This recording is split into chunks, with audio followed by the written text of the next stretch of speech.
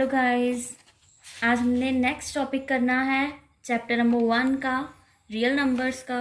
Last video में हमने किया था इंट्रोडक्शन टू रियल नंबर्स कि रियल नंबर्स को डिनोट किससे करते हैं, उसमें कौन कौन से नंबर्स आते हैं। Now next topic is today theorem Euclid's division lemma.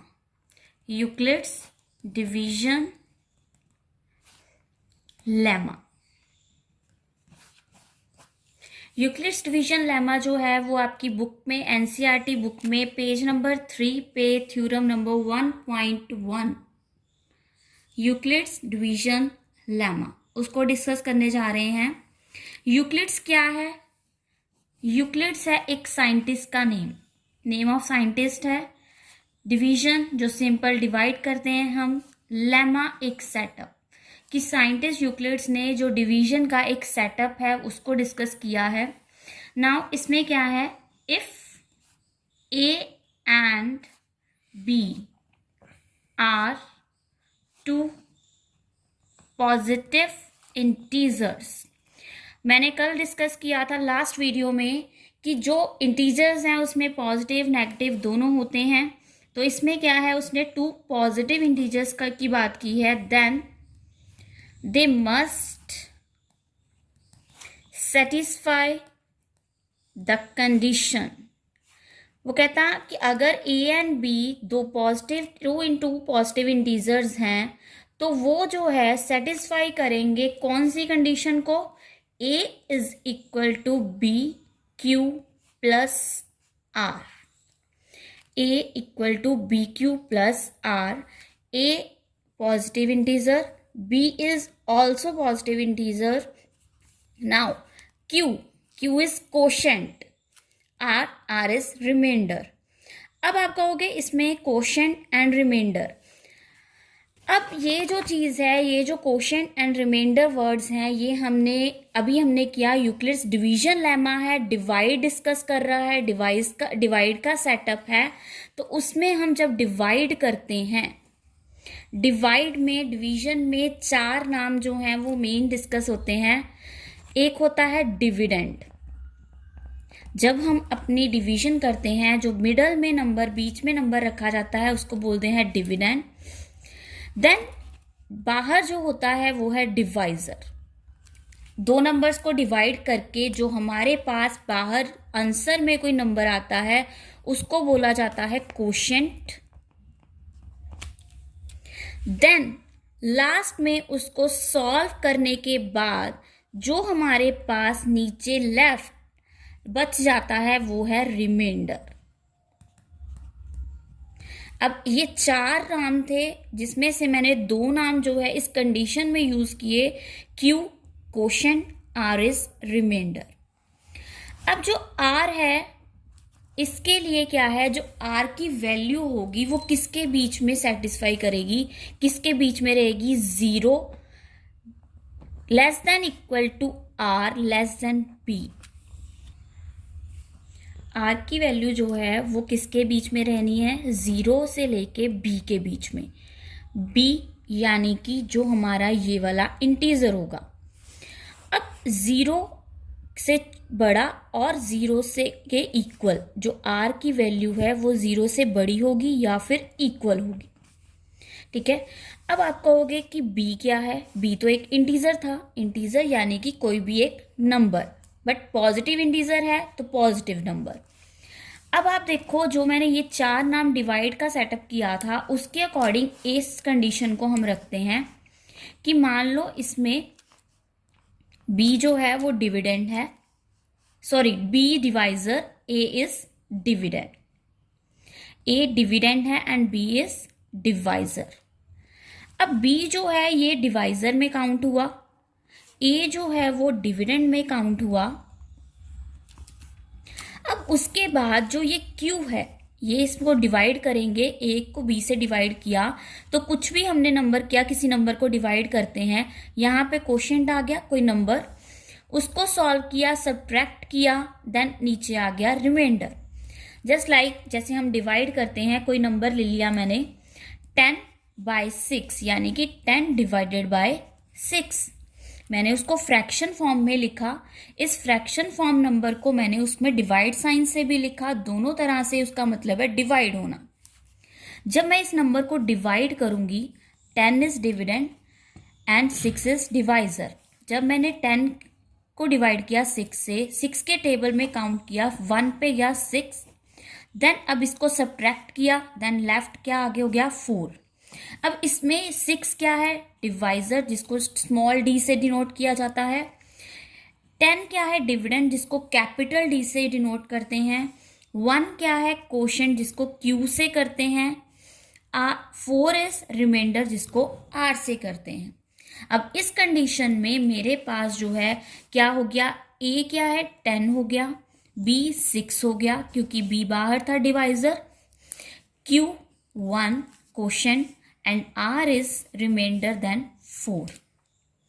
कि ये चीजें जो हैं ये कंडीशन को, अब आप देखो जो आर की वैल्यू है उसमें मैंने आपको पहले बताया है कि जो आर की वैल्यू है वो 0 से लेके बी के इक्वल होनी चाहिए, कि बीच की वैल्यू होनी चाहिए, उससे बड़ी या बड़ी नहीं होगी। देन अब आर की वैल्यू क्या है 4 एंड बी की वैल्यू है 6, B is 6 and R is 4। अब आप देखो जो 4 है वो 6 और 0 के बीच की वैल्यू है, तो रिमाइंडर जो है हमेशा डिवाइजर से छोटा होगा। जो डिवाइजर वाला नंबर है रिमाइंडर हमेशा उससे छोटा होगा। अब ये तो हो गया कि कंडीशन। अब आपको ये चीज आपने एक नोटिस की होगी कि इस सारी कंडीशन में एक फॉर्मूला यूज हुआ जिसको वेरिफिकेशन फॉर्मूला कहते हैं डिवीजन का। वेरिफिकेशन डिवीजन का फॉर्मूला क्या है, dividend is equal to divisor multiply quotient plus remainder. अब आप इस चीज को और इस कंडीशन को जो है, इस इक्वेशन को दोनों को कंपेयर करके देखो।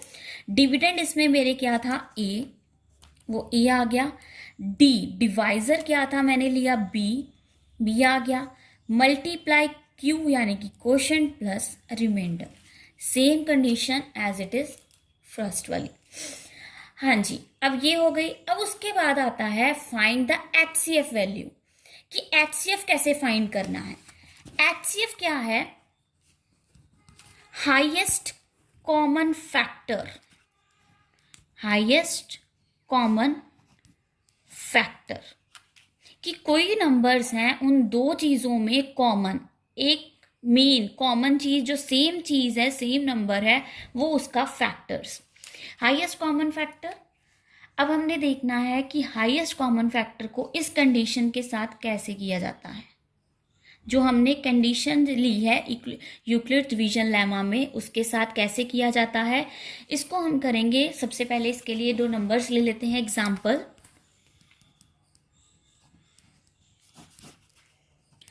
Find HCF of 145 and 45।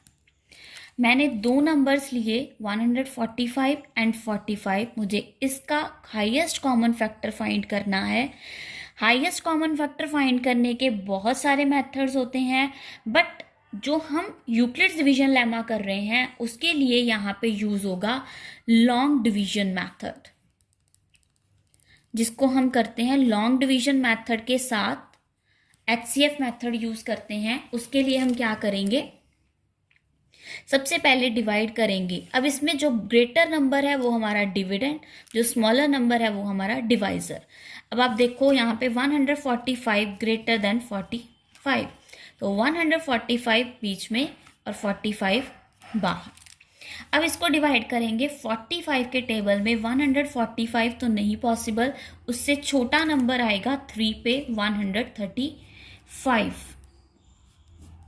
अब इसको सब्ट्रैक्ट किया, ना नंबर आ गया 10। अब यहाँ तक ये आ गया। अब मैं इस डिवाइड डिवीजन को यहाँ पे इस कंडीशन में लिखूंगी जिसको बोलते हैं वेरिफिकेशन फॉर्मूला, हम अपनी छोटी क्लासेस में, ठीक है। अब इसमें जो है वो कंडीशन को सेटिस्फाई करेगा A plus B Q, sorry A equal to B Q plus R में। अब इसमें ए यानी कि डिविडेंड, बी यानी कि डिवाइजर, क्यू यानी कि कोशेंट, आर यानी कि रिमाइंडर। डिविडेंड क्या है 145, डिवाइजर इज 45, Q यानी कि quotient multiply 3 plus remainder is 10। अब इसके आगे दोबारा डिवाइड करना है, लॉन्ग डिवीजन बोला है, तो इसमें क्या होगा, जो 10 रिमाइंडर है वो अब बन जाएगा डिवाइजर, एंड जो डिवाइजर था वो बन जाएगा डिविडेंड। Divisor dividend. अब 10 के टेबल पे 45 नॉट पॉसिबल, देन 40 आएगा कहाँ पे, 4 पे, नाउ 40, नाउ माइनस किया, आ गया 5 रिमाइंडर। फिर उसको दोबारा से मुझे इसके अकॉर्डिंग लिखना है। इसमें डिविडेंड क्या है, 45, divisor is 10, multiply quotient is 4 and remainder is 5। जब तक मेरा रिमाइंडर 0 नहीं आएगा मुझे इस वाले मेथड को अप्लाई करते रहना है। अब 5 divisor, 10 dividend.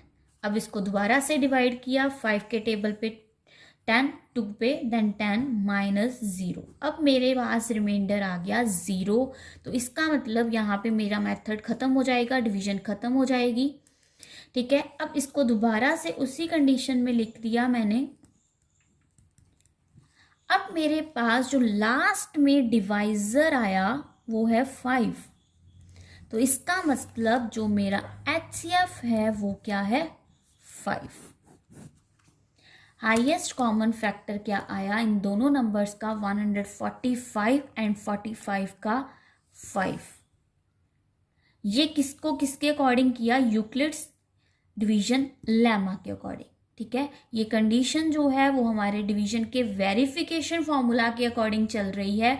Dividend is equal to divisor multiply quotient plus remainder. तो लास्ट HCF इज 5।